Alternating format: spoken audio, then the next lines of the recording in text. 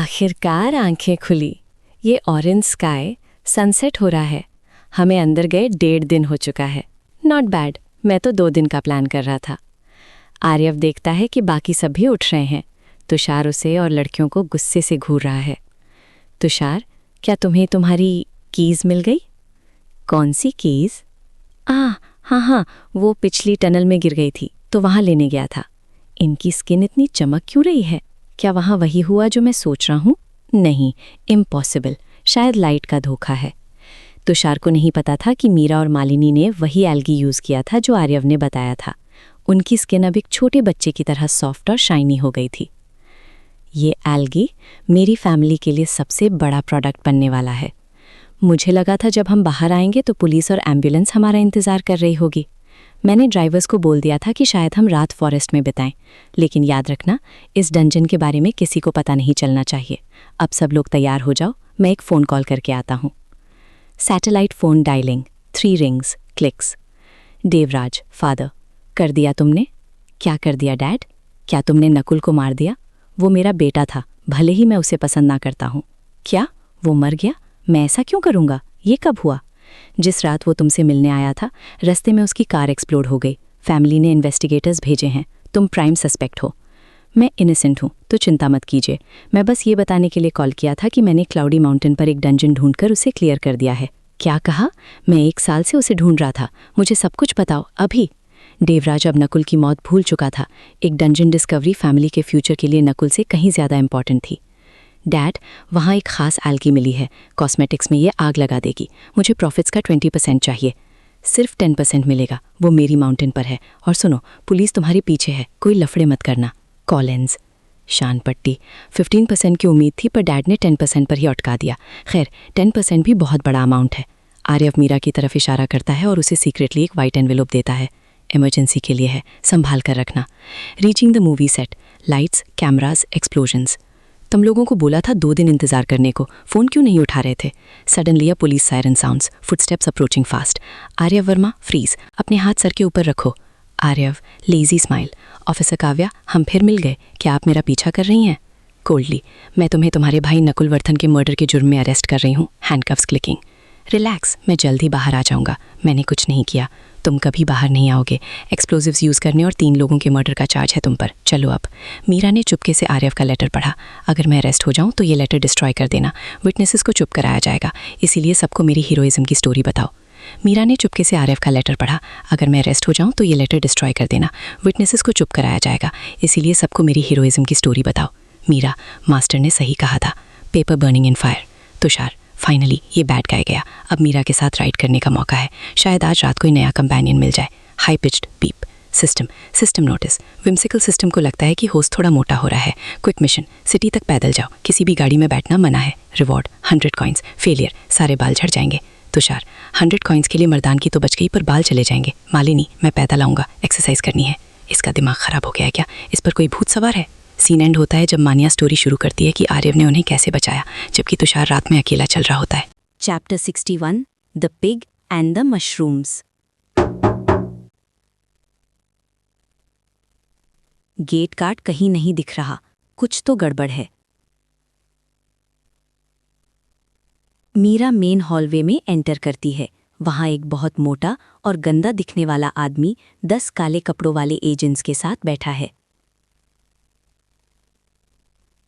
Family agents, और ये सब प्लेयर्स हैं। मान्या और माया डर के मारे थर-थर कांपने लगती हैं। माया, ये वही है जिसने हमें स्लेव टैटू लगाया था। ये बहुत बुरा आदमी है। बलाराम, बैरन, तो क्या तुम लोग यंग मास्टर आर्यव के सर्वेंट्स हो? हाँ, क्या मैं जान सकती हूँ कि आप कौन हैं? मुझे मिस्टर बलाराम बुलाओ। मैं माया नगर का हेड फैमिली सुपरवाइजर हूँ। बलाराम ने थोड़ा झुकने की कोशिश की, पर वो एक गंदे सुअर जैसा लग रहा था जो जमीन सूंघ रहा हो। आरएफ को फैमिली ऑर्डर्स पर पुलिस कस्टडी में रखा गया है। रूल्स तोड़ने का शक है उस पर। कल सुबह इन्वेस्टिगेटर आएगा। तब तक तुम लोग मेरे साथ चलोगे। नकुल वर्धन की मौत के बारे में सवाल जवाब करने हैं। प्रोटोकॉल है। बलाराम अपने होंठ चाटता है, जिससे ट्विंस की रूह कांप उठती है। फैमिली रूल्स के हिसाब से प्लेयर सर्वेंट्स का इंटेरोगेशन उनके मास्टर की प्रेजेंस के बिना नहीं हो सकता। अरे, मेरा मतलब इन ट्विन से था। ये दोनों भी अब प्लेयर्स हैं। हम अभी डंजन क्लियर करके आए हैं, चेक कर लीजिए। बलाराम शॉक में एक वाइट जेड निकालता है। ट्विन्स उसे छूती हैं और वो रेड हो जाता है। डैम इट, मुझे लगा था इन लड़कियों को डरा धमकाकर आरएफ के खिलाफ गवाही दिलवा दूंगा, पर ये तो प्लेयर्स निकल गईं। फाइन, मुझे तुम्हारा लगेज चेक करना होगा। मेरे पास सर्च वारंट है। मास्टर की हर चीज फैमिली की होती है। मीरा अपना बैग जमीन पर फेंक देती है। बलाराम के लोग बॉक्स खोलते हैं। लेकिन लिप्स, देखते हैं क्या माल लाया है। मशरूम, फिर से मशरूम। सारे बॉक्सेस गंदे सूखे हुए ब्राउन मशरूम से भरे थे। ये तो वही मशरूम्स हैं जो गॉब्लिन्स खा रहे थे। मास्टर ने ये कचरा क्यों जमा किया? व्हाट द फक, इसे चक्कर देख। एजेंट एक टुकड़ा खाता है और अगले ही पल उल्टी करने लगता है। मास्टर, ये इतना गंदा है कि मैं बता नहीं सकता। आज तक इतनी घटिया चीज नहीं चखी। उस दिन से भी गंदा जब आपने हमें शिट खिलाया था। डिस्गस्टेड, लूट कहाँ है? माल कहाँ छुपाया है? मास्टर ने जो उठाने को बोला वही लाया हूं। हमारी हर मूव पर तो आपके लोग नजर रख रहे थे। हमने कुछ नहीं छुपाया। बलाराम गुस्से में वहां से निकल जाता है। हेमा, हिल्डा ट्विंस के पास आती है। कंग्रेचुलेशंस प्लेयर्स बनने की खुशी में। मीरा, इन मशरूम्स का क्या करें? बॉक्सेस में पैक करके रखो। मास्टर ही डिसाइड करेंगे। मुझे डिस्टर्ब मत करना। मीरा ऊपर जाती है और देवराज को कॉल करती है। मास्टर, मैं मीरा बोल रही हूँ। बलाराम यहाँ आया था। उसने आरएफ के कुछ शर्ट्स चुरा लिए हैं, शायद वही जो उन्होंने नकुल वाली रात पहनी थी, और वो किसी रिंग को ढूंढ रहा था। रिंग? कौन सी रिंग? मुझे नहीं पता। मैंने नहीं देखा कि मास्टर ने नकुल के कपड़े उतारते वक्त क्या लिया था, पर यहाँ हर तरफ नजर रखी जा रही है। गेट गार्ड भी गायब है। कॉलिंस, मीरा थकी हुई है। हाँ, मास्टर ने बोला था बेवकूफों की तरह पुलिस स्टेशन मत दौड़ना, बस डैड को इन्फॉर्म करना। मैं और कुछ नहीं कर सकती। मीरा ने अपने कपड़े उतारे और मास्टर के बेड पर उनका पिलो गले लगाकर सो गई। Chapter 62 the nut cracker game. English script. एक बजिंग ट्यूबलाइट की आवाज, एक पुरानी लोहे की कुर्सी के रिरियाने का शोर। काव्या, टेबल पर फाइल पटकते हुए, कन्फेस करो आर्यव, मान लो कि ये सब तुमने ही किया है। आर्यव, सार्कास्टिक स्माइल, बिल्कुल रिलैक्स। ऑफिसर काव्या, पिछली बार जब मैंने चेक किया था आप अभी भी ट्रैफिक पुलिस में थी। इतनी जल्दी प्रमोशन मिल गया क्या? काव्या, थोड़ी शर्मिंदा और गुस्से में, वो तुम्हारा बिजनेस नहीं है। नकुल वर्धन को आखिरी बार तुम्हारे मैंशन की तरफ जाते देखा गया था। तुम उससे मिले थे, है ना? हाँ, नकुल मेरे घर आया था और मेरी मेड्स की इंसल्ट कर रहा था, तो मैंने उसकी धुलाई की और बाहर फेंक दिया। मेरी हेडमेट हेमा ने आपको बता ही दिया होगा। हमें सब पता है, लेकिन वो तुम्हारे घर में नहीं मरा, उसकी कार रास्ते में एक्सप्लोड हुई। तो मैं यहाँ क्यों हूँ? क्या आपके पास कोई सबूत है? स्टबनली, हम सस्पेक्ट करते हैं कि जब कार तुम्हारे मैंशन में खड़ी थी तब तुमने उसमें टैंपरिंग की थी। मेरे पास कोई प्रूफ तो नहीं है, पर ऊपर से ऑर्डर्स आए हैं तो अरेस्ट करना ही पड़ा। क्या मेरे लिए कोई लॉयर बुलाया आपने? स्मगली, बुलाया था, पर किसी ने तुम्हारा केस लेने से मना कर दिया। एक नए ग्रेजुएट तक ने नहीं। लगता है तुम्हारा लॉकअप खत्म हो गया है। अपने मन में शांति से। फैमिली कमांड, ज़रूर मेरे कज़िन के फैक्शन का काम है। चलो थोड़ा खेलते हैं इनके साथ। खड़े हो जाओ, मैं तुम्हें सेल में ले जा रही हूँ। कल सुबह कोई स्पेशल इंस्पेक्टर तुमसे मिलने आएगा। अचानक रुककर कन्फ्यूज्ड, अरे तुम्हारी हैंडकफ्स कहाँ गई? किसने खोली? कुर्सी पर टांगे फैलाए बैठा है घमंड से। ये यंग मास्टर ऐसे नहीं जाएगा। पहले प्यार से रिक्वेस्ट करो ऑफिसर। उसकी बाह पकड़कर खींचते हुए, खड़े हो जाओ। शॉक्ड, ये हिल क्यों नहीं रहा? क्या इसने अपने पैर जमीन पर चिपका दिए हैं? प्यार से पूछिए ऑफिसर काव्या, गुस्सा आपकी स्किन के लिए अच्छा नहीं होता। झुर्रियाँ दिखने लगी हैं। वैसे एज क्या है आपकी? 35? फ्यूरियस, गन निकालते हुए, चलो वरना गोली मार दूंगी। ठीक है, बस इतना ही तो कहना था। मैं आपके इस बदतमीज बिहेवियर की कंप्लेंट जरूर करूंगा। ट्रांजिशन साउंड, खाली कॉरिडोर में गूंजते कदमों की आवाज़। आर्यव, साइज, ऑफिसर मेरे सोने का टाइम हो गया है। अगर आप मेरा बेड गर्म करने नहीं आ रही हैं तो देरी मत कीजिए, मुझे ब्यूटी स्लीप की ज़रूरत है। दांत पीसते हुए, चुपचाप मेरे आगे चलो यंग मास्टर। इस घमंडी को सेल वाले लोग ही सबक सिखाएंगे। भारी लोहे का दरवाज़ा खुलने और ज़ोर से बंद होने की आवाज़। ये रही आपकी लग्जरी रूम, एंजॉय कीजिए। अंदर सेल में 3 बड़े बड़े गुंडे खड़े होते हैं, आंखों में गंदा इरादा। गुंडा 1, ओहो देखो तो क्या माल आया है। गुंडा 2, क्या चमकती स्किन है, बिल्कुल प्रिटी बॉय लग रहा है। गुंडा 3, अपनी पैंट नीचे करते हुए, किड चलो तुम्हें एक नया गेम सिखाते हैं, बोर नहीं होगे। Aryav, leisurely sitting, amused, gentleman मैं समझ सकता हूँ आपने मुझ जैसा अमेजिंग यंग मास्टर पहले कभी नहीं देखा। चिंता मत कीजिए, मेरे पास आपकी बोर्डम का सही इलाज है। लाइट्स फ्लिकर होती हैं और सब कुछ अंधेरा हो जाता है। Shift to police station. Chief Himanshu panic हालत में पहुंचते हैं। हिमांशु, आर्यव वर्मा कहाँ है? क्या वो ठीक है? काव्या, डैड आप यहाँ? मैंने उसे होल्डिंग सेल में डाल दिया है। हिमांशु, देवराज वर्धन का कॉल आया था। उसने कहा अगर उसके बेटे को खोज भी आई तो हम सब रातों रात गायब हो जाएंगे। डरते हुए, मैंने उसे गलती से 3rd सेल में डाल दिया। कैप्टन, चेहरा सफ़ेद पड़ गया। क्या उन 3 दरिंदों के साथ? वो रेपिस्ट हैं। सब लोग भागते हुए सेल की तरफ जाते हैं। दरवाज़ा खुलता है। जो उन्होंने देखा उनके होश उड़ गए। आर्यव बेड पर बैठा मज़े से सोडा पी रहा था और वो तीनों गुंडे नंगे पड़े अपने नट्स पकड़कर दर्द से तड़प रहे थे। आर्यव, अंकल हिमांशु नमस्ते। हिमांशु, यंग मास्टर ये सब क्या है? आर्यव, इन्होंने मुझे एक गेम सिखाया पर मुझे पसंद नहीं आया तो मैंने अपना नया गेम नट क्रैकर शुरू किया। इन्हें इतना पसंद आया कि तब से एक्साइटमेंट में चिल्ला रहे हैं। थिंकिंग, इसने सोडा कहाँ से निकाला और हमें आवाज़ क्यों नहीं आई? एक लड़के की सेल की तरफ इशारा करते हुए, कैप्टन मुझे उस प्रिटी बॉय के साथ रहना है। डिस्गस्टेड, आई न्यू इट, ये आदमी 1 नंबर का गंदा स्कमबैग है। Chapter 63 The Dark Science Soul System Notification Ding Digital Screen Flickering ये एट्रीब्यूट्स ये लड़की नहीं खजाना है, एक हनी ट्रैप जो मेरे लिए ही बना है। अक्षरा, एक डार्क सायन, तुषार से बिल्कुल उल्टी। वो हीरो है तो ये तबाही है। इसका फेट इसे सिर्फ जिंदा रखेगा पर सुकून कभी नहीं देगा। ये किसी दुख भरी ट्रेजेडी की प्रोटैगनिस्ट है। Aaryav sees the status cursed SS the locker curse. SS rank श्राप द लॉकर कर्स। ये सिर्फ अनबॉर्न बच्चों पर लगता है। इसने अक्षरा के सारे पॉइंट्स और एक्सपीरियंस को होल्ड कर रखा है। ये श्राप सिर्फ मौत से टूटता है, जब सारा एक्सपीरियंस फटता है और कर्स्ड इंसान की जान ले लेता है। पर एक सायन होने के नाते ये मौत से वापस आएगी, बदला लेने के लिए। Aryav looks at Akshara, who is disguised as a boy named Akash. She has tear traces on her face. मैं एक लड़का हूँ। हाँ, मुझे पता है। Wipes stroll with cuff. ये आदमी परवर्ट है क्या? Correcting posture, princely smile. नमस्ते, मेरा नाम आर्यव वर्मा है। मैं यहाँ अपने भाई का खून करने के जुर्म में आया हूँ। और तुम?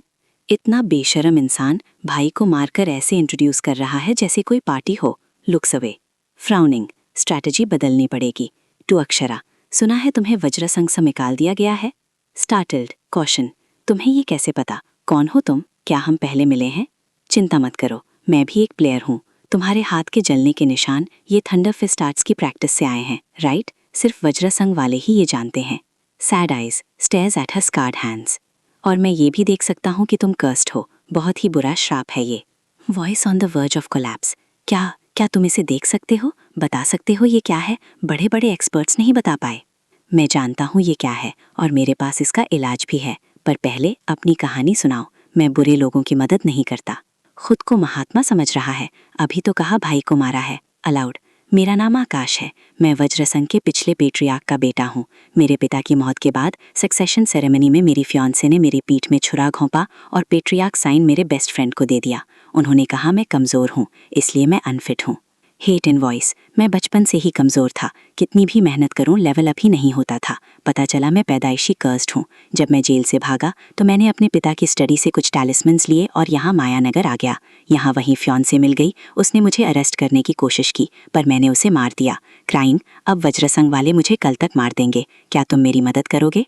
इस श्राप का नाम द लॉकर कर्स है।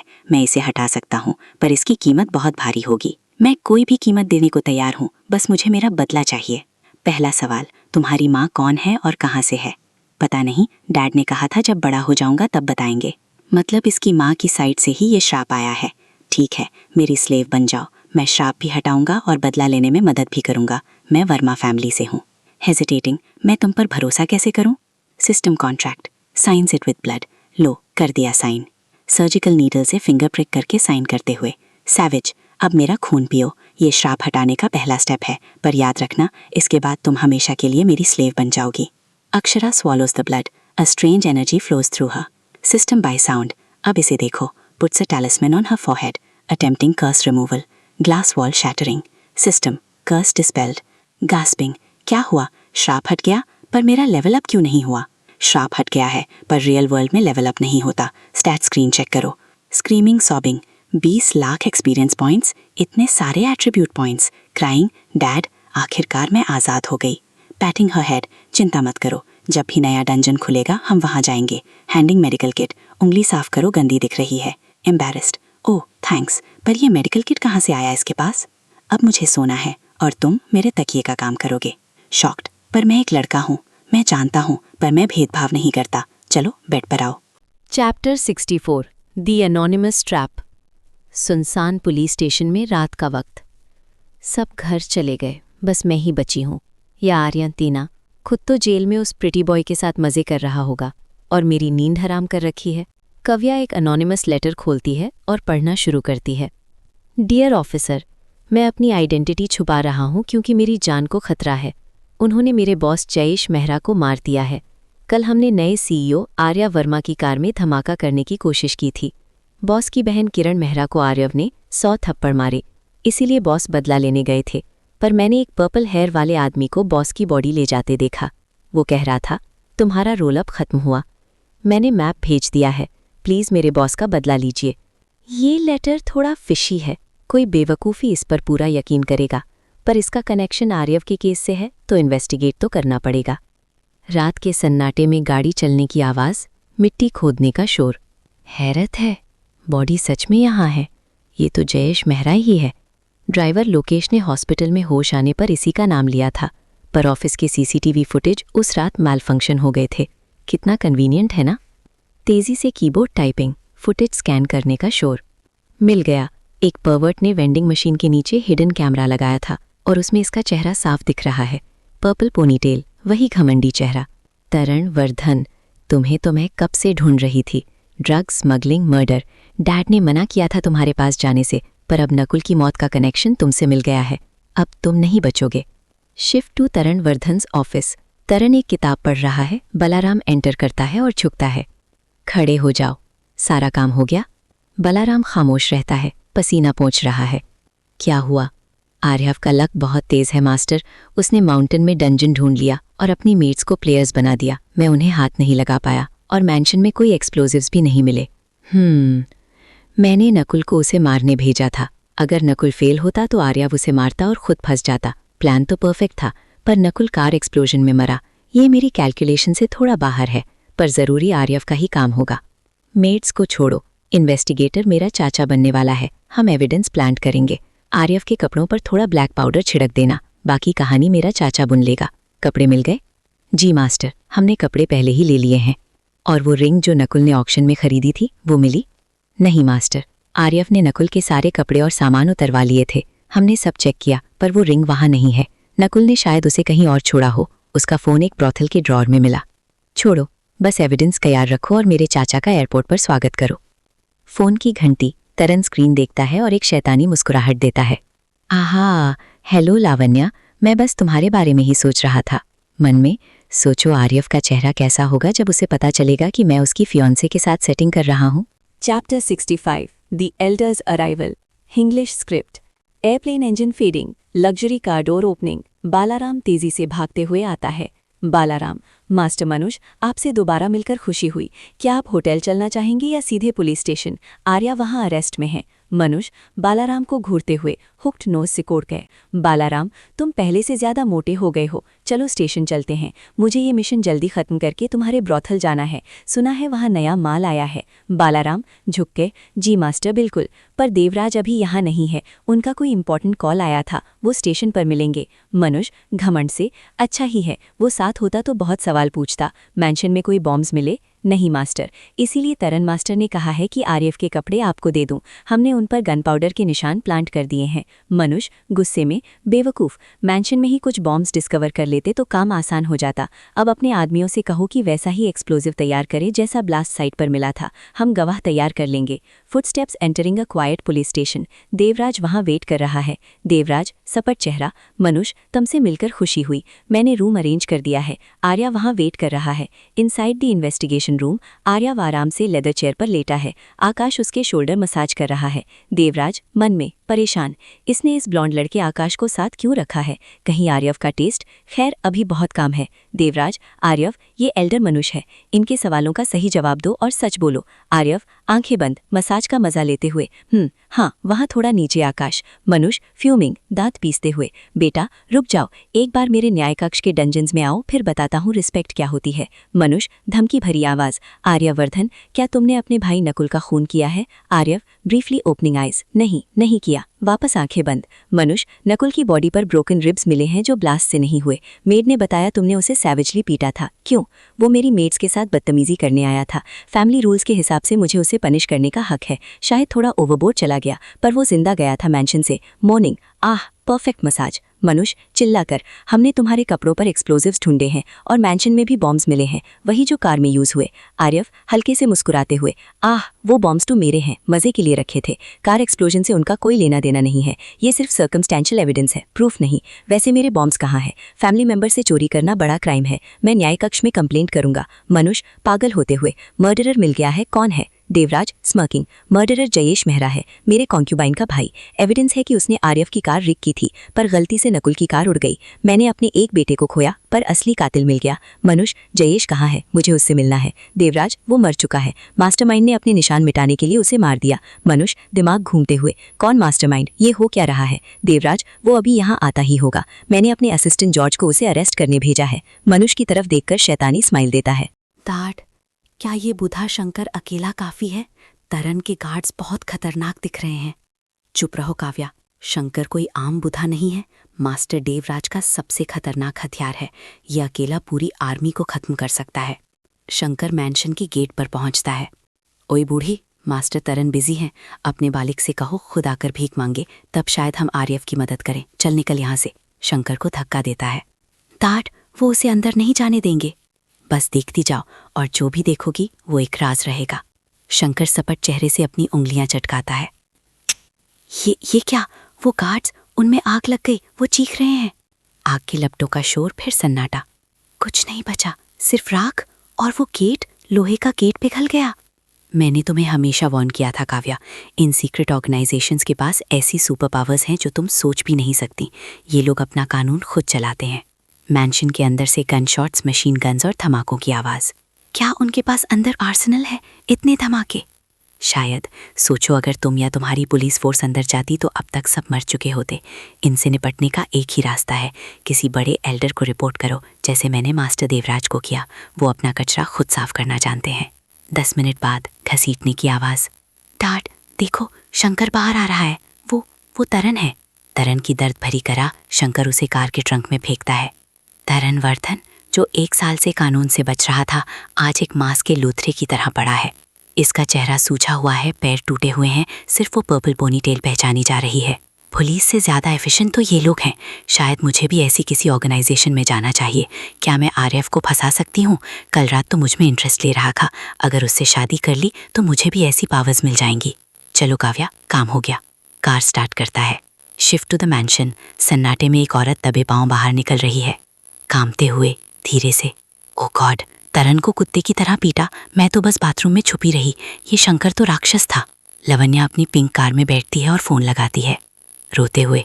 हेलो हेल्प चाहिए, जल्दी।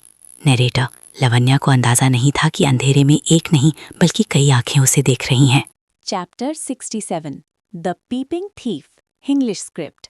साउंड, रात का सन्नाटा, हल्की कदमों की आवाज, एक शख्स मैंशन की दीवार फांद रहा है। तरुण इन अ वॉइस, फुफकते हुए, ये विम्जिकल सिस्टम भी ना, अजीब नखरे हैं इसके। कल रात जब मैं अपनी गर्लफ्रेंड के साथ स्पेशल टाइम स्पेंड कर रहा था तब इसने क्रिटिकल मिशन दे दिया। सिस्टम नोटिफिकेशन, डिंग, क्रिटिकल मिशन, भारी दौलत का मौका। सिस्टम, मायानगर के आउटस्कर्ट्स में एक मैंशन है जहां एक बुरा आदमी रहता है। एक नेक इंसान, राइचस मैन, उसकी धुनाई करने वाला है। वहां जाओ, छुपकर तमाशा देखो और मौका मिलते ही उसका खजाना साफ कर दो। तरुण गुस्से में, 3 गर्लफ्रेंड्स का खर्चा उठाना कोई मजाक नहीं है। गर्लफ्रेंड को फ़ोन पर, सॉरी बेबी, मॉम का फ़ोन आया है, उन्हें हॉस्पिटल ले जाना है। थिंकिंग, चलो अब स्टॉकिंग शुरू करते हैं। साउंड, कपड़ों की सरसराहट, तरुण ने चेहरे पर स्टॉकिंग पहनी है। तरुण मैंशन के पास, ओ तेरी, ये गार्ड्स तो गुंडे लग रहे हैं, टैटूड गर्दन और महंगी सूट्स में बड़ी बड़ी गन्स। पर सिस्टम ने सीक्रेट रास्ता बताया है, टेंशन नहीं है। साउंड, तरुण खिड़की से ऊपर चढ़ता है और बालकनी से अंदर झांकता है। शॉक्ड, अरे ये तो लावण्या मेहारा है, गवर्नर की बेटी, और उसके साथ ये तो आर्यव का भाई जैसा लगता है, वही पर्पल हेयर, ये तो तरन है। System notification, critical mission number 2, the adulteress. System, host सही है, ये आर्यव वर्धन का भाई कजिन तरन है और लावण्या आर्यव की फियांसे है। इनकी हरकत रिकॉर्ड करो और आर्यव से $1 मिलियन यानी 8 करोड़ की डिमांड करो। तरुण शैतानी स्माइल, वाह, लेटेस्ट फ़ोन है मेरा, 5 कैमराज और नाइट विजन के साथ, एंगल भी परफेक्ट है। बेटा आर्यव, तेरा तो कट गया। साउंड, अचानक गेट पर धमाका, आग की लपटें। तरुण डरते हुए, ये क्या, वो बूढ़ा बटलर शंकर तो सबको जला रहा है। गोलियां उस तक पहुंचने से पहले ही राख हो रही हैं। ये तो पार्क में टहलने जैसा लग रहा है। सिस्टम वार्निंग, यहाँ से निकलो वरना मारे जाओगे। तरुण हाफते हुए, भाग लो बेटा, बैल्कनी से नीचे कूदता है। शंकर की ऑरा बहुत स्कैरी है, फ्रंट डोर तोड़कर अंदर आ रहा है वो। साउंड, कुछ देर बाद सन्नाटा। तरुण वापस मैंशन में आते हुए, सब खत्म। शंकर तरुण को घसीट कर ले गया और लावण्या भी निकल गई। पूरा मैंशन राख और बुलेट शेल से भरा है। तरुण लालच में, ओ भाई, 2 आर्टिफैक्ट्स मिल गए और एक कमरा बैंक नोट से भरा है, पैसा ही पैसा, पर यह बैग बहुत भारी हो गया है। तरुण बैग उठाते हुए, रात को फिर से स्कैवेंजिंग के लिए आऊंगा, अब बस एक अनट्रेसेबल फ़ोन चाहिए आर्यव को ब्लैकमेल करने के लिए। नैरेटर, तरुण सीक्रेट दरवाजे से निकल गया, पर उसने नोटिस नहीं किया कि ऊपर की खिड़की से एक खूबसूरत लड़की उसे घूर रही है। Girl in a voice, frowning, ये चोर कहाँ से आया? उस लड़की ने रिलीफ की एक गहरी सांस ली और अपना कैमरा नीचे कर लिया जब उसने देखा कि तुषार पेड़ों के पीछे गायब हो गया है। उसे उम्मीद नहीं थी कि वो यहाँ मिलेगा और उसे हैरानी हुई कि उसने वही सीक्रेट रास्ता यूज़ किया जो उसने किया था। वो सोचने लगी, क्या यंग मास्टर ने इसे भी यहाँ भेजा है? मीरा यहाँ आर्यर के लेटर में दिए गए इंस्ट्रक्शंस फॉलो कर रही थी। कल रात जब मैंशन में सब सो गए तब उसने अपनी हाइडिंग स्किल का यूज़ किया और आर्या वर्मा की भेजी हुई वैन लेकर यहाँ पहुंची। उसने वैन को मैंशन के पास एक स्ट्रीट पर पार्क कर दिया था। उसका पहला मिशन यहाँ के रेजिडेंट्स पर स्पाइन करना था। सब प्लान के मुताबिक चल रहा था। उसने तरन वर्धन और बालाराम की कॉन्वर्सेशन रिकॉर्ड कर ली थी, जहाँ तरन ने उसे आर्यव के कपड़ों पर ब्लैक पाउडर छिड़कने का ऑर्डर दिया था। फिर उसने देखा कि कैसे तरन को लावण्या निहारा का कॉल आया और उसने उसे बुलाया। 1 घंटे बाद वो लड़की वहां पहुंची और उन्होंने पूरी रात साथ बिताई। मीरा उसे नहीं पहचानती थी और वो उन्हें पीप नहीं करना चाहती थी, इसलिए उसने बस कुछ फोटोज लिए और आगे की प्लानिंग के लिए एक सेफ जगह ढूंढने निकल गई। यंग मास्टर ने उसे ऑर्डर दिया था कि जब मैंशन खाली हो जाए तभी अगला स्टेप लेना है, लेकिन उसे हैरानी तब हुई जब एक चोर मैंशन में घुसकर छापामारी करने लगा। वो रास्ता ऐसे पहचानता था जैसे कोई उसे फ़ोन पर इंस्ट्रक्शंस दे रहा हो, क्योंकि वो धीरे आवाज़ में किसी से बात कर रहा था। उसने चेहरे पर ब्लैक स्टॉकिंग पहनी थी, लेकिन मीरा ने उसे तुरंत पहचान लिया। वो तुषार था। मीरा ने उसके पीछे जाकर उसकी एक्टिविटीज़ रिकॉर्ड करने का फैसला किया।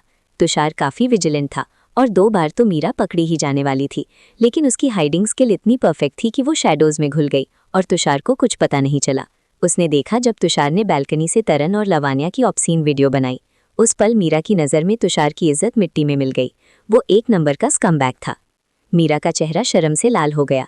वो और नहीं देखना चाहती थी, पर उसे रिकॉर्ड करना पड़ा क्योंकि उसे पता था कि यंग मास्टर तुषार की हरकतों में इंटरेस्टेड होंगे। साथ ही वो ये टेप मान्या और माया को दिखाना चाहती थी, जो तुषार को बहुत पसंद करती थीं, ताकि वो उसकी असलियत देख सकें। सुबह हुई और जब मीरा ने अपनी सर्वे स्किल यूज़ की तो उसने शंकर को गार्ड से बात करते देखा। उसे पता था कि उसे तुरंत छुपना होगा क्योंकि शंकर को धोखा देना आसान नहीं था। उसने तुषार को वहीं छोड़ा और एटिक में एक अंधेरी जगह ढूंढ ली जहां से वो सब देख सके। शंकर का काम अमेजिंग था। मीरा की नज़रें उस पर से नहीं हटी जब उसने सिर्फ 15 मिनट में सारे गार्ड्स का खात्मा कर दिया। उसने सबके जाने का इंतजार किया और जब मैंशन पूरी तरह खाली हो गया तब उसने मिशन का सेकंड फेज शुरू किया। वो खामोशी से तरन के बेडरूम में गई और ड्रॉर्स चेक करने लगी जब तक उसे एक सीक्रेट कंपार्टमेंट में कीचेन नहीं मिल गई। यंग मास्टर ने पहले ही बताया था कि बेसमेंट जाने से पहले कीज ढूंढना काम आसान कर देगा। शंकर ने सारे गार्ड्स को राख बना दिया था, इसलिए कीज ढूंढना वैसे भी मुश्किल होता। वो काफी सावधान रहकर बेसमेंट की तरफ गई। उसे डर था कि शायद कोई गार्ड अभी भी जिंदा हो। आखिरकार उसे वही जगह मिली जो यंग मास्टर ने बताई थी, एक आम सी दिखने वाली ब्रिक वॉल। उसने वहां एक पुराना रस्टेड स्विच ढूंढा और उसे एक स्पेसिफिक पैटर्न में ऑन ऑफ किया। कुछ सेकंड्स बाद वॉल सरक गई और एक डिमली लिट कॉन्क्रीट कॉरिडोर दिखा। मीरा अंदर चली गई और देखा कि सारे वेपन रैक्स आधे खाली थे। शायद गार्ड्स ने शंकर पर अटैक करते वक्त वेपन्स निकाल लिए थे। कॉरिडोर के एंड में एक लॉक्ड स्टील डोर था जहां से उसे 7 लड़कियों के सांस लेने की आवाज आई। कीज ट्राई करने के बाद डोर खुल गया। एक हाथ में डैगर लेकर वो अंदर गई। रूम थोड़ा डैम्प था पर वहां 7 खूबसूरत लड़कियां फटे पुराने कपड़ों में बैठी थीं। उनके हाथ पैरों पर छोटे ब्रूजेस थे। उन्होंने डरकर मीरा की तरफ देखा। मीरा को नहीं पता था कि यंग मास्टर को इनके बारे में कैसे पता चला, पर लेटर के मुताबिक ये लड़कियां तरन के लिए कमोडिटी थीं, जिन्हें वो अगले महीने ऑक्शन में बेचने वाला था। उन सब के ब्लड लाइन्स यूनिक थे। तरन ने इन्हें फैमिली से छुपाकर रखा था ताकि पूरा प्रॉफिट उसका हो। वो सब अभी तक वर्जिन्स थीं। मीरा ने सपाट आवाज में कहा, मैं यहाँ तुम्हें निकालने आई हूँ और यंग मास्टर ने तुम्हें एक चॉइस दी है। इस मैंशन का मालिक जेल जा रहा है और मैंशन खाली है। तुम चाहो तो खुद एस्केप करो या मेरे साथ चलो और यंग मास्टर की सेवा करो। वो तुम्हें कभी बुरा ट्रीट नहीं करेंगे, लेकिन अगर अकेले गई तो कल तक फिर पकड़ी जाओगी। लड़कियां हैरान थीं। उन्होंने बाहर का हंगामा सुना था कर वो भागने से डरती थीं। उनकी पिछली कोशिश बहुत बुरी रही थी, जब एक पुलिस स्टेशन पहुंचने वाली लड़की को भी वापस लाकर तरन ने बड़ी बेरहमी से पनिश किया था। तभी उनमें से एक बड़ी लड़की, जिसका नाम बीटा था, खड़ी हुई। हम सबको हमारे पेरेंट्स ने बेच दिया था, हमारा कोई घर नहीं है, बीटा ने कहा। क्या तुम गारंटी दे सकती हो कि तुम्हारा यंग मास्टर हमें अच्छे से रखेगा? शायद सड़क पर किस्मत आजमाना बेहतर हो। मीरा ने दीवार पर मुक्का मारा, जिससे वहां एक डेंट बन गया। मैं तुम्हें कन्विंस नहीं कर सकती, पर इतना वादा करती हूँ कि मेरे यंग मास्टर अच्छे इंसान हैं, वरना वो तुम्हें चॉइस नहीं देते। मेरे लिए तुम्हें जबरदस्ती ले जाना बहुत आसान होता।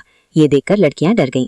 हमें थोड़ा वक्त दो, बीटा ने कहा। मीरा ने उन्हें 15 मिनट दिए और खुद दूसरे कमरे की तरफ चली गई जहां एक सेफ था। उसने की और सर्विस किल की मदद से उसे खोला। उसमें 12 आर्टिफैक्ट्स थे जो ऑक्शन के लिए रखे गए थे। उसने बाकी रूम से सिक्योरिटी टेप्स और वेपन्स भी कलेक्ट कर लिए। जब वो वापस आई, लड़कियों ने फैसला कर लिया था, हम तुम्हारे साथ चलेंगे, पर वादा करो कि हमें अलग नहीं करोगी, बीटा ने कहा। उन्हें डर था कि अगर वो बाहर गई तो किसी परवर्ट को बेच दी जाएंगी। मीरा ने उनकी हालत देखकर वादा कर लिया, भले ही यंग मास्टर उसे पनिश करें। मैं वादा करती हूँ। तुम्हारा नाम क्या है? मीरा ने पूछा। बीटा ने कहा कि वो अपने पुराने नाम भूल चुकी हैं और उन्हें सिर्फ सिंबॉलिक नाम दिए गए थे। मीरा ने उन्हें काम पर लगा दिया, कुछ को वेपन्स लेने भेजा और कुछ को बैग्स पैक करने।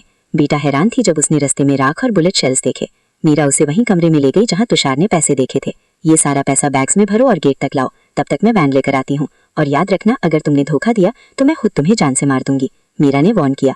बीटा पैसों का ढेर देखकर दंग रह गई। अगर उसे पहले पता होता तो शायद वो भागने की सोचती, पर उसने तुरंत अपना मन बदल लिया।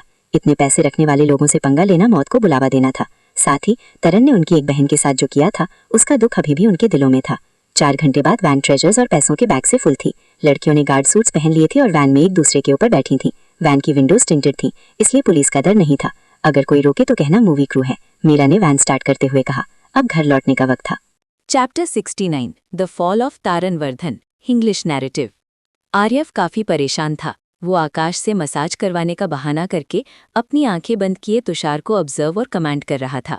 उसे लगा था कि ये एक नॉर्मल रिकॉनेसेंस मिशन होगा, पर उसने कभी नहीं सोचा था कि लवानिया मिहारा उसे तारनवर्धन जैसे एक माइनर कैरेक्टर के साथ धोखा देगी। अपनी पिछली जिंदगी में उसे ये पता नहीं चला था, क्योंकि तब तक तारन रास्ते से हट चुका था और लवानिया किसी और के पीछे थी। पिछली बार वर्धन फैमिली ने आर्यव को उस मिस्टीरियस ऑक्शन की इन्वेस्टिगेशन दी थी जो हर 4 साल में एक बार होता था। आर्यव ने अपना काम परफेक्ट किया और ऑक्शन से एक रात पहले तारन के मैंशन पर छापा मारकर उसे अरेस्ट कर लिया। उस वक्त आर्यव को काफ़ी रिवॉर्ड्स मिले, पर बेसमेंट से मिली लड़कियों और खजाने को फैमिली ने किसी सीक्रेट जगह शिफ्ट कर दिया और फिर उनका कुछ पता नहीं चला। लेकिन उस इन्वेस्टिगेशन ने लवानिया और तारन के बाप जैसे बड़े लोगों को गुस्सा दिला दिया था। कुछ और भी ताकतवर फोर्सेस थीं जो पर्दे के पीछे से तारन को गाइड कर रही थीं। उनका ईगो इतना बड़ा था कि उन्होंने आर्यव जैसे मामूली इंसान का उनके प्लान्स में दखल देना बर्दाश्त नहीं किया। उन सब ने मिलकर आर्यव को फ्रेम किया और कुछ साल बाद फैमिली से निकाल बाहर करवाया। अब आर्यव को उनका डर नहीं था, वो उन्हें एक एक करके ख़त्म करने वाला था और शुरुआत छोटे तारन से होनी थी। इस बार उसने तुषार को मेंशन इसीलिए भेजा ताकि अगर मीरा से कोई गलती हो जाए तो वो संभाल सके। साथ ही इससे तुषार का सिस्टम पर भरोसा बढ़ गया और आर्यव पूरी सिचुएशन देख सका। हालांकि जब उसने लवानिया और तारन को साथ देखा तो उसे इतनी घृणा आई कि उसने ऑब्जर्वेशन बंद कर दी। वो लवानिया से नफरत करता था और बदला लेना चाहता था, पर अभी नहीं। उसके पास लवानिया और उसकी फैमिली के लिए बड़े प्लान्स थे। वो डेस्टिनी के पैटर्न को ज़्यादा डिस्टर्ब नहीं करना चाहता था क्योंकि फ्यूचर का पता होना ही उसका सबसे बड़ा हथियार था। ये सिचुएशन उसके लिए काफ़ी कन्वीनियंट थी। अब उसे ऑक्शन का सच बताकर सारा माल फैमिली को नहीं सौंपना पड़ेगा, बल्कि वो तारन और लवानिया के अफेयर को ही किलिंग शॉट की तरह यूज़ करेगा। अब उसे बस वेट करना था क्योंकि उसे पूरा यकीन था कि शंकर ने लवानिया को तारन के रूम में देख लिया होगा। उसका बाप देवराज आराम से चेयर पर बैठकर प्लेयर्स डाइजेस्ट पढ़ रहा था, जो प्लेयर्स के लिए एक महंगी न्यूज़ वेबसाइट थी। वो काफ़ी एंजॉय करता दिख रहा था। क्या मुझे मेरा फ़ोन और बाकी सामान वापस मिल सकता है? मेरी इनोसेंस तो प्रूव हो गई है, आर्यव ने लेजिली पूछा। वो बोर हो रहा था क्योंकि तुषार का काम खत्म हो चुका था। नहीं, जब तक सब क्लियर नहीं हो जाता, मनुष्य ने चिल्लाते हुए कहा। वो गुस्से में था क्योंकि उसे लग रहा था कि बाप बेटे की ये जोड़ी उसे उल्लू बना रही है। पर उसने जयेश मेहरा की रिपोर्ट पढ़ ली थी और उसे यकीन था कि कार ब्लास्ट जयेश ने ही किया था। लेकिन वो मिस्टीरियस मास्टरमाइंड कौन था? देवराज ने मनुष्य के आने से पहले बताने से मना कर दिया था। आकाश ने बिना किसी शोर के मसाज जारी रखा, पर वो अंदर से नर्वस और क्यूरियस था। उसे मनुष्य बिल्कुल पसंद नहीं आया। अगर आर्यव कन्विक्ट हो जाता तो आकाश को भी जेल जाना पड़ता। आर्यव ने उसे शोल्डर मसाज का बोला था और 1 घंटा हो चुका था। आकाश थक गया था पर शिकायत करने की हिम्मत नहीं थी। उसे डर था कि अगर आर्यव ने उसे छोड़ दिया तो उसके दुश्मन उसे ढूंढ लेंगे और वो अपने बाप का बदला कभी नहीं ले पाएगा। आर्यव को आकाश की थकन महसूस हो रही थी, पर उसने उसे रोका नहीं। पिछली जिंदगी के जर्नल्स के मुताबिक डार्क साइंस की किस्मत में थोड़ा दुख लिखा होता है। अगर वो ज्यादा खुश हो जाएं तो उनकी खुशी के साथ सब तबाह हो जाता है, और अगर ज्यादा दुखी हो तो वो पागल मर्डरर बन सकते हैं। इसीलिए उसे आकाश को एक अनकंफर्टेबल जोन में रखना था, कभी कैंडी तो कभी डंडा, जब तक वो उसकी फेट ठीक करने का रास्ता नहीं ढूंढ लेता। आकाश, अब बैठ जाओ और रेस्ट करो, तुम स्लॉपी हो रहे हो, आर्यव ने कुछ देर बाद कहा, जिससे आकाश ने चैन की सांस ली। 1 घंटे बाद दरवाजा खुला और शंकर अंदर आया। उसने सबको सल्यूट किया और कहा, मास्टर, मिशन कंप्लीट है। सस्पेक्ट ने अरेस्ट रेजिस्ट किया तो थोड़ा फोर्स यूज करना पड़ा, पर वो जिंदा है। देवराज मुस्कुरा दिया। उसे पता था शंकर ने किस तरह का फोर्स यूज किया होगा। मनुष्य इम्पेशंस के साथ उठा और अगले कमरे में गया सस्पेक्ट को देखने। सब उसके पीछे गए। शंकर ने देवराज के कान में कुछ विस्पर किया, जिसे सुनकर वो पहले थोड़ा चौंका, फिर सेटिस्फैक्शन से मुस्कुरा दिया। कमरे के अंदर एक खून से लथपथ नंगा नौजवान मेटल चेयर पर बैठा था। उसके हाथ बंधे थे और मुंह में गंदा कपड़ा थुनसा था। उसके पर्पल बाल बिखरे थे और नाक टूटी हुई थी। आर्यव ने पीछे से देखकर स्मर्क किया और उसके स्टैट्स चेक किए। Name Taran Vardhan, level 37, abnormal status severely injured. उसका क्लास करप्ट पार्ट था। मनुष्य ने पहले तो उसे नहीं पहचाना, पर ध्यान से देखने पर पता चला कि ये उसका सगा भतीजा तारन वर्धन है। ये किसने किया? एक डायरेक्ट एयर पर हाथ उठाने की हिम्मत कैसे हुई? मनुष्य शंकर पर चिल्लाया, पर देवराज ने उसे बीच में ही टोक दिया। तुम्हारे भतीजे ने मेरे बेटे नकुल के मर्डर का एविडेंस छुपाने के लिए जयेश मेहरा को मारा है, इसीलिए मैंने शंकर को उसे अरेस्ट करने भेजा। उसने रेजिस्टेंस दिखाई तो शंकर ने वही किया जो जरूरी था, देवराज ने कहा। शंकर ने सर हिलाते हुए कहा, जी मास्टर। तारन ने तो ये तक कहा कि आप खुद वहां आकर उनसे भीख मांगे। मनुष्य ने तारन के मुंह से वो गंदा अंडरवेयर निकाला, उसे हीलिंग पिल खिलाई और उसकी रस्सियां काट दी। तारन थोड़ा ठीक होते ही रोने लगा और बोला, अंकल, ये लोग मुझे फ्रेम कर रहे हैं। इस बटलर ने बिना कुछ कहे मेरे मैंशन में सबको मारना शुरू कर दिया। क्या तुम्हारे पास कोई प्रूफ है? मनुष्य ने देवराज से पूछा। शंकर ने तुरंत एक फोन दिखाया जिसमें तारन के क्राइम की पूरी वीडियो थी। मनुष्य को लगा शायद कोई डुप्लीकेट हो, पर शंकर ने पॉइंट किया, मास्टर मनुष्य, ध्यान से देखिए। जब ये जयेश की बॉडी दबाकर बाहर निकाल रहा था तो इसके बटक पर वही रेड बर्थ मार्क दिख रहा है जो तारन का है। क्या कोई इसे फेक कर सकता है? ये सुनकर मनुष्य चुप हो गया। तारन चीखने लगा कि ये सब झूठ है, पर कोई उसकी नहीं सुन रहा था। उसे समझ आ गया कि वो एक गहरे जाल में फंस चुका था। उसने मन में सोचा कि एक बार बाप उसे बाहर निकाल ले, फिर वो आर्यव और उसके अपनों को खत्म कर देगा। उसे लग रहा था कि उसके पीछे जो लोग हैं वो उसे मर्चेंडाइज यानी ऑक्शन की लड़कियों के लिए बचा लेंगे, पर उसे नहीं पता था कि वो माल पहले ही आर्यव के हाथ लग चुका था। देवराज ने अगला बार किया, मुझे पता था तारन हमेशा रूल्स तोड़ता है, पर अब तो उसने मेरी माँ यानी इंदुमती का ऑर्डर भी डिसरिगार्ड किया है। मनुष्य काम गया। इंदुमती वर्धन फैमिली की असली बॉस की, और उसका ऑर्डर टालना मौत को बुलावा देना था। तारन ने घमंड से कहा, तो क्या हुआ? वो बस एक बुढ़ी औरत है। मनुष्य डर के मारे अपने भतीजे से एक कदम पीछे हट गया। देवराज ने मनुष्य के कान में धीरे से कहा, तुम्हारे भतीजे ने लवानिया मिहारा के साथ अफेयर किया है, जबकि माँ का ऑर्डर था कि उसे सिर्फ उसका फियांसे आर्यव ही हाथ लगा सकता है। शंकर ने उसे बाथरूम में नंगा छुपा देखा था। मैंने अभी बात दबाई है, पर अगर ये खबर बाहर गई तो तुम भी फंसोगे। इससे अच्छा है इसे अरेस्ट करके आइलैंड ले जाओ। मनुष्य ने लहरी सांस ली, अपने भतीजे की तरफ देखा और वही गंदा अंडरवेयर वापस उसके मुंह में थूंस दिया। उसने एक थप्पड़ मारकर तारन को बेहोश कर दिया ताकि वो और कुछ बेवकूफाना ना बोले। मैं इन्वेस्टिगेशन आइलैंड पर जारी रखूंगा, मनुष्य ने कहा, और तारन को घसीटते हुए स्टेशन से बाहर ले गया। बलराम भी परेशानी में उसके पीछे भागा। उसे ऑक्शन और अपनी जान की फिक्र थी। काव्या और उसके बाप हिमांशु ये सब दूर से देख रहे थे और हंस रहे थे। थोड़ी देर में आर्यव का सामान वापस मिल गया और देवराज की मदद से आकाश के क्राइम्स का सारा एविडेंस गायब कर दिया गया, जिससे वो आजाद हो गया। जब वो स्टेशन से बाहर निकले, हिमांशु और काव्या वहां वेट कर रहे थे। देवराज ने उनका शुक्रिया अदा किया और काव्या को प्रमोशन दिलवाने का वादा किया। काव्या ने देवराज की तरफ नहीं बल्कि आर्यव की तरफ देखा। उसे वो काफी चार्मिंग लग रहा था। वो एक छोटी लड़की की तरह उछलती हुई उसके पास आई और बोली, आर्यव, कल रात के तुम्हारे प्रपोजल के बारे में हम डिनर पर डिटेल में बात कर सकते हैं। आर्यव शॉक हो गया। शिट, ये स्टॉकर मेरे पीछे पड़ गई है। उसने देखा कि उसके बाप देवराज की आंखों में गुस्सा था। असल में काव्या देवराज की ही बेटी और आर्यव की सौतेली बहन थी। हिमांशु ने उसे तब अपनाया था जब देवराज और काव्या की मां निकोल का केसा था। देवराज ने ही हिमांशु को प्रमोशन दिलवाए थे ताकि वो काव्या का ख्याल रख सके। ये राज सिर्फ देवराज, हिमांशु और निकोल जानते थे। सॉरी ऑफिसर काव्या, पर अब मेरा इंटरेस्ट बदल गया है, आर्यव ने कहा और आकाश को पकड़कर उसके होठों पर ही गहरा किस कर लिया। आकाश फ्रीज हो गया और देवराज को लगा कि वो अपने बेटे का गला घोट दे, पर फिर उसे चैन मिला कि आर्यव ने काव्या से पीछा छुड़ा लिया। काव्या हैरान रह गई। उसे लगा आर्यव के है। देवराज ने मौका देखा और आर्यव और आकाश को कार में बिठाकर निकल गया। काव्या ने जाती हुई कार को देखा और सोचा, मैं हार नहीं मानूंगी, मैं आर्यव को वापस ठीक करके अपना बनाऊंगी। कार में आर्यव ने आकाश का हाथ जोर से पिंच किया ताकि वो होश में आए। ये मत सोचना कि मैं तुम्हें सच में पसंद करता हूं, मैं बस उस लड़की से पीछा छुड़ाने के लिए तुम्हें शील्ड की तरह यूज कर रहा था। मैं अभी भी स्ट्रेट हूं, आर्यव ने अपने कपड़े ठीक करते हुए कहा। आकाश के सपने टूट गए और वो फिर से उदास हो गया। उसने अपने बाप से वादा किया था कि वो अपना असली जेंडर यानी फीमेल किसी को नहीं बताएगी, पर वो सोचने लगी कि क्या आर्यव उसे तब प्यार करेगा अगर उसे सच पता चले। चलो लंच करते हैं, मुझे तुमसे कुछ जरूरी बात करनी है, देवराज ने कहा। आर्यव ने मीरा को मैसेज किया कि वो जेल से बाहर आ गया है और देवराज के साथ लंच कर रहा है, वो चिंता न करे।